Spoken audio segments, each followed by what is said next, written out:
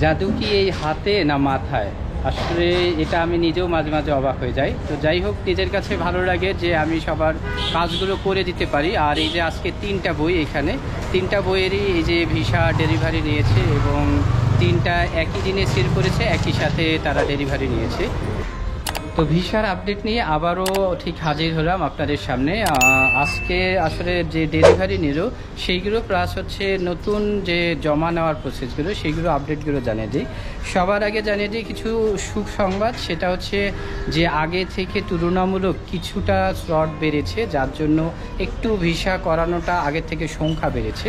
যেটা আগে অনেক কম ছিল, এখন কিছুটা বেড়েছে। তো যাই হোক, যারা আজকে ডেলিভারি নিল তাদের বইগুলো হচ্ছে এই যে এখানে 3টা বই, ঠিক আছে। এবং তারা কিন্তু খুব ইমিডিয়েট যাবে, 2-1 দিনের মধ্যেই হচ্ছে ঠিক ভারতে যাবে। এবং সবারই হচ্ছে মেডিকেল ভিসা, এখানে সবাই ভিসা পেয়েছে হচ্ছে 6 মাসের, 6 মাসের ভিসা এবং ট্রিপল এন্ট্রি, ঠিক আছে, সবগুলো ট্রিপল এন্ট্রি মেডিকেল ভিসা।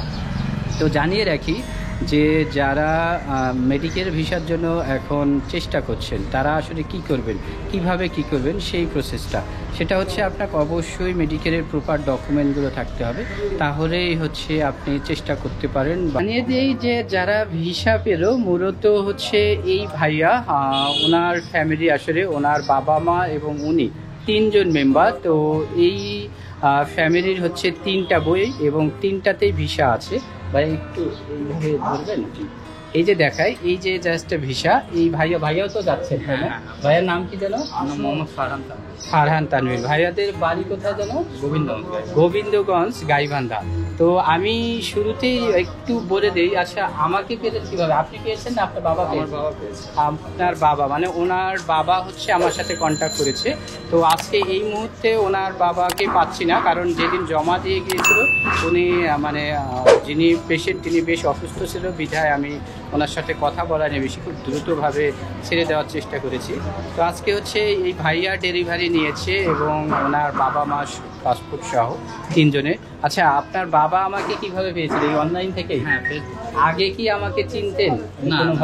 কোনোভাবেই চিনতেন না, এই ফেসবুক থেকে চিনে আসলে করা।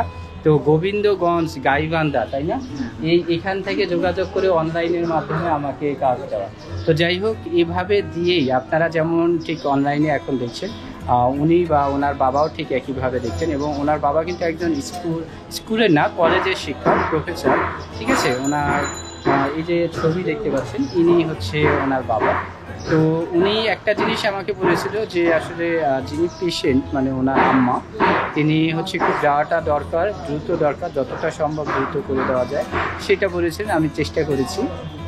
আর আপনাদের উদ্দেশ্যে একটা জিনিস বলবো যে আপনারা যদি করতে চান তাহলে ধৈর্য নিয়ে এবং ফাইলগুলো সঠিকভাবে প্রসেস করুন। তো ভাইয়া আজকে তো ভিসা পেলেন, কেমন লাগছে? আলহামদুলিল্লাহ ভালো। আচ্ছা, ভিসা পাওয়ার আগে মানে কেমন? আপনি তো মানে পড়াশোনা করছেন, স্টুডেন্ট, ইউনিভার্সিটিতে পড়তে, নিজে নিজে চেষ্টা করেছিলেন? হ্যাঁ, আমি চেষ্টা কাউকে দিয়েছিলেন পড়ার জন্য এরকম কিছু? আমার কাছে দেওয়ার আগে কাউকে দেননি, আমাকেই প্রথমে দিয়েছেন। দিয়ে হয়েছে মানে এমবাসিতে কাগজ জমা দিয়েছিলাম। আচ্ছা, জমা দিয়েছিলেন, কোনো ডাকে নাই বা কোনো রেসপন্স পাননি?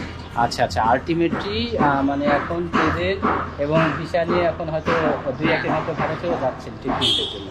তো যাই হোক, হয়তো আপনারা যদি করতে চান তো এই সময়ে আসলে ধৈর্য থাকতে হবে, ফাইলগুলো সঠিক প্রসেস করতে হবে, তাহলে আপনার ভিসাটা হবে। আর ভিসা সেন্টারে জমা দেওয়ার জন্য একটা ডেট স্লট নিতে হয়, অ্যাপয়েন্টমেন্ট ডেট। এইটা নেওয়া এখন একটু কষ্টকর, যেটার জন্য একটু সময় লাগে, কারণ এটা আসলে কারো হাতেই নেই, এই সময়টা একটু স্টে করতে হয়।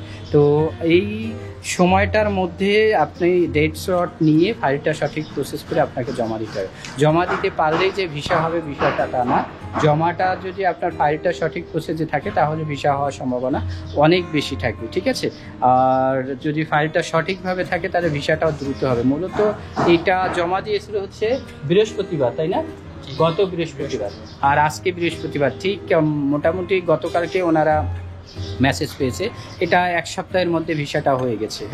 এই হচ্ছে আসলে আপডেট ছিল। আর আপনাদের উদ্দেশ্যে আবারও যে কথাটা বলবো যে মেডিকেল ভিসা বা এন্ট্রি ভিসা বা যারা ডাবল এন্ট্রি ভিসা করতে চাচ্ছেন সেই ভিসাগুলোর ক্ষেত্রে কিন্তু পর্যাপ্ত অরিজিনাল ডকুমেন্ট থাকতে হবে। আপনি মেডিকেলের জন্য মেডিকেলের পেশেন্ট হতে হবে, এবং ডাবল এন্ট্রি যদি হয় তাহলে আপনার ডাবল এন্ট্রি যে দেশের ওয়ার্কের জন্য যাবেন বা স্টুডেন্টের জন্য যাবেন সেই রিলেটেড ডকুমেন্ট থাকতে হবে।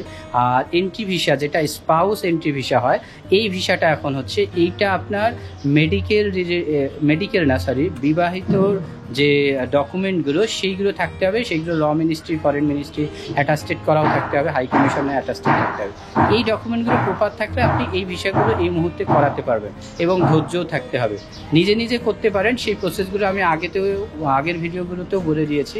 আর যদি একেবারে না পারেন আমার সাথে কন্ট্যাক্ট করতে পারেন, আমার নাম্বারটা ডেসক্রিপশন বক্সে পেয়ে যাচ্ছেন। সেই নাম্বারে হোয়াটসঅ্যাপে আপনারা টেক্সট দিবেন, আপনার প্রয়োজনটা ডিটেলস লিখে হোয়াটসঅ্যাপে টেক্সট দিবেন, কেউ সরাসরি কল দিবেন না।